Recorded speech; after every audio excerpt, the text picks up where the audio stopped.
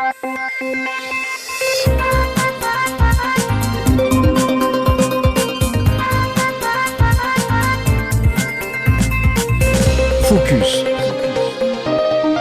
L'entretien du jour. Mesdames, Messieurs, merci de nous rejoindre pour ce nouveau numéro Focus qui se penchera aujourd'hui sur la situation politique et sécuritaire en Libye, où un cessez-le-feu immédiat vient d'être annoncé par le GNA, gouvernement d'union nationale, et le Parlement de l'Est. Après 9 ans de crise aux conséquences désastreuses, les horizons semblent s'éclaircir pour ce pays qui, il faut le dire, a tant souffert. Pour aborder cette question avec nous, Riyad Sidawi, directeur du Centre arabe de recherche et d'analyse politique et sociale à Genève. Monsieur Sidawi, bonjour. Bonjour. Première question, comment vous qualifiez cette décision des deux parties en conflit après une décennie de guerre ? C'est une très très bonne nouvelle pour le peuple libyen qui a beaucoup souffert depuis 2011 jusqu'à nos jours, puisqu'il y a l'absence de l'État libyen. Et surtout, c'est une bonne nouvelle parce qu'on est en train d'éviter la grande bataille du Sire. La grande bataille du Sire. Nous savons bien que il y a une immense mobilisation de la part de l'Est ou de l'Ouest. À l'Ouest, les forces de Fez et Sarraj, appuyées par les forces armées turques, sont en face du Sire. De l'autre côté, il y a les forces de l'armée nationale libyenne dirigées par le maréchal Khalifa Haftar et soutenues par les Russes et les Égyptiens à l'Est. Donc, on a pensé que ce sera vraiment l'apocalypse, une bataille affreuse qui va couler beaucoup de sang des deux côtés d'ailleurs. Bon, on a évité le pire. Donc, c'est une bonne nouvelle.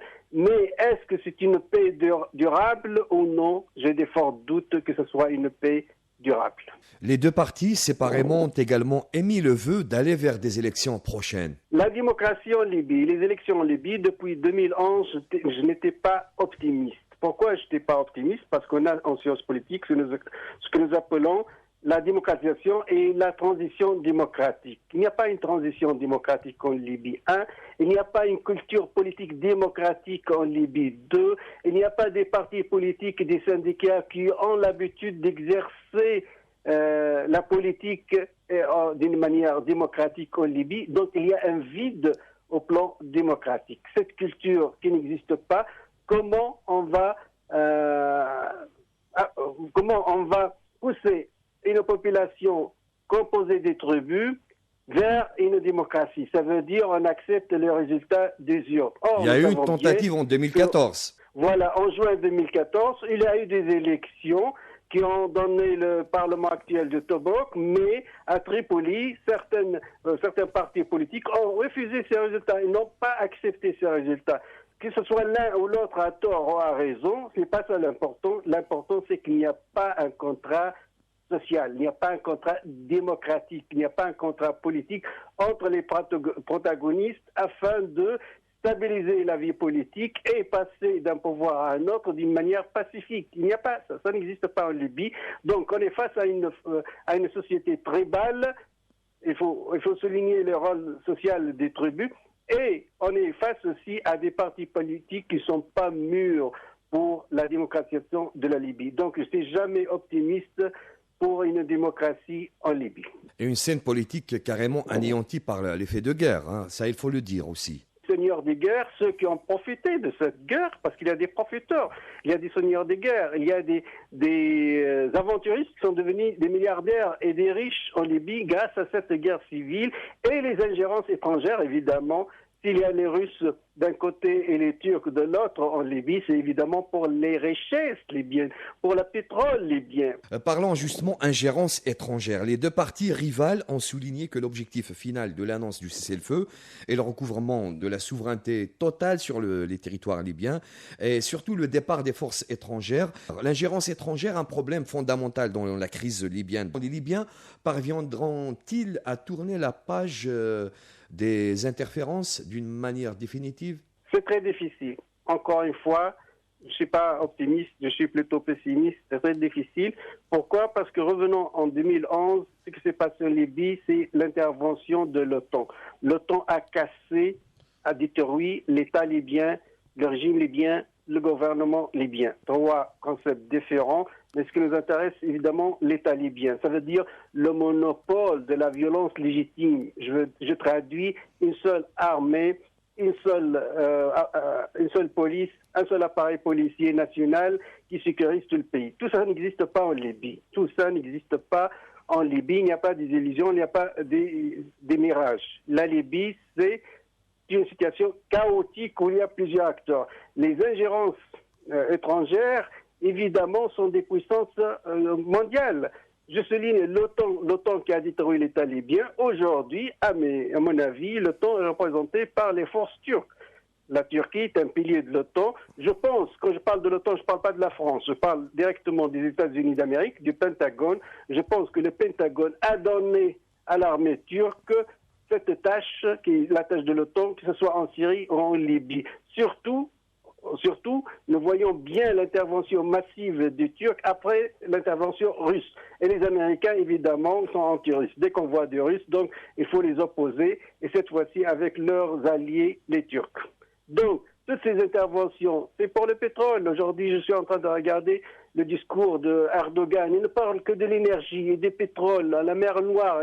Et son souci essentiel, c'est le pétrole et l'énergie. Et toutes les ingérences étrangères sont mobilisées par le pétrole et les richesses des Libyens. Évidemment, je ne parle pas des voisins de la Libye. Je ne parle pas de l'Algérie ou de la Tunisie ou de l'Égypte qui ont le droit de regard. Ça veut dire qu'est-ce qui se passe à leurs frontières. Et en plus, je ne pense pas qu'un pays riche comme l'Algérie en gaz et en pétrole cherche le pétrole libyen. Mais les forces étrangères qui viennent de la mer, qui viennent de l'autre côté, évidemment, c'est leur objectif, c'est le butin libyen, c'est le pétrole libyen. Le sous-sol libyen. Monsieur Sidaoui, l'approche algérienne pour la Libye est claire, fondée sur le dialogue et la réconciliation entre Libyens.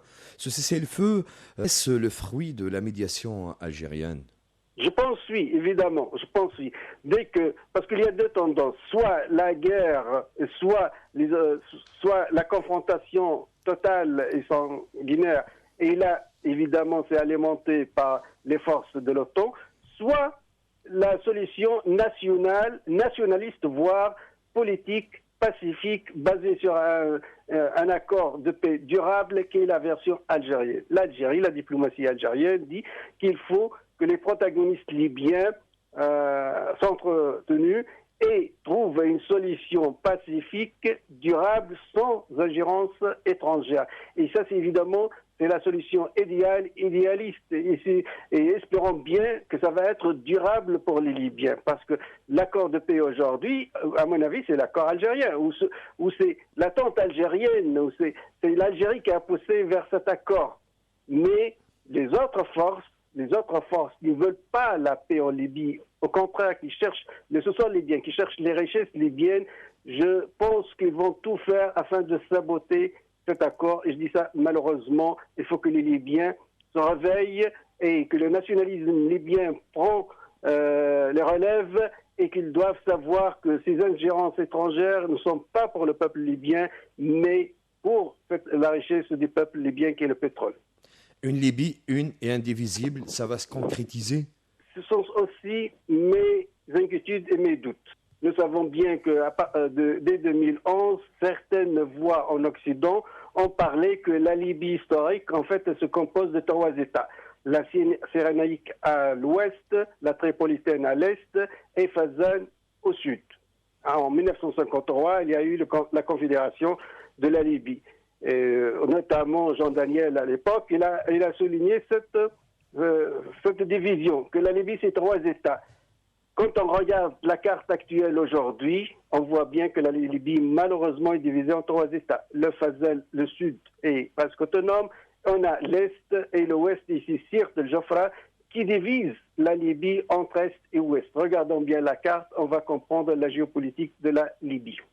Riyad Sidaoui, je rappelle que vous êtes directeur du Centre arabe de recherche et d'analyse politique et sociale à Genève. Merci d'avoir répondu à nos questions. Merci à vous, je vous en prie. C'est la fin de cet entretien. Merci à vous de l'avoir suivi. Restez à l'écoute de nos programmes.